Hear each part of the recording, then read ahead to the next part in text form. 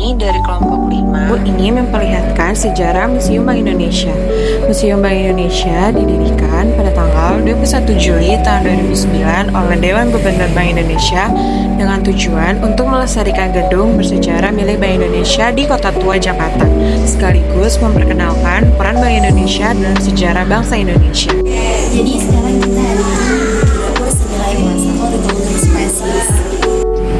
Rempah-rempah Nusantara sudah populer sejak ribuan tahun silam dari ASEAN Barat pedagang Arab, menyalurkan komoditas ini hingga ke Venesia dan dari sana dijual ke seluruh Eropa dengan harga setinggi-tingginya.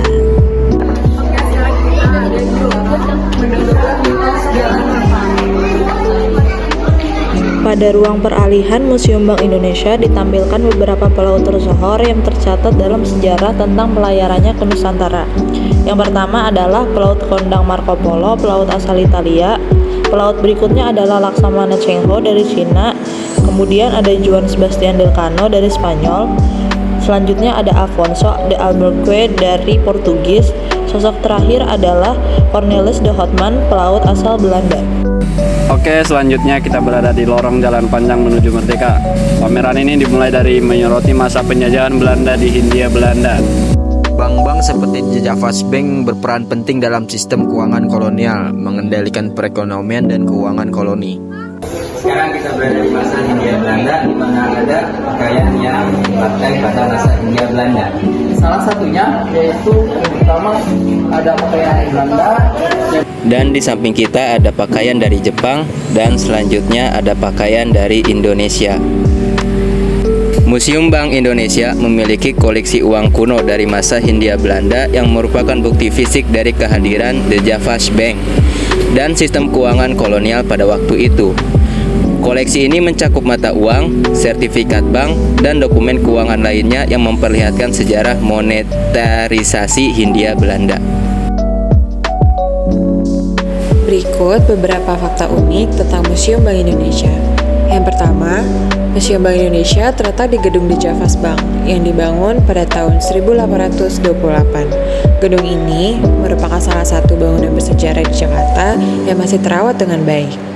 Yang kedua, museum ini memiliki koleksi uang kuno dari berbagai zaman dan negara, termasuk pecahan uang yang sudah tidak berlaku lagi dan uang kuno Nusantara. Yang ketiga, selain koleksi uang, museum ini juga menawarkan pameran interaktif yang menjelaskan sejarah perbankan di Indonesia serta peran Bank Indonesia dalam ekonomi nasional.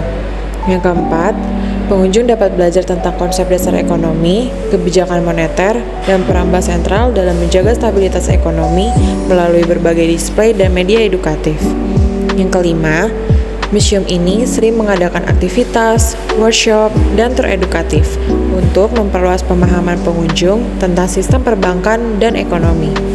Yang keenam, meskipun berfungsi sebagai museum, gedung ini juga masih digunakan untuk kegiatan administratif Bank Indonesia, menjadikannya salah satu contoh adaptasi bangunan bersejarah untuk keperluan modern.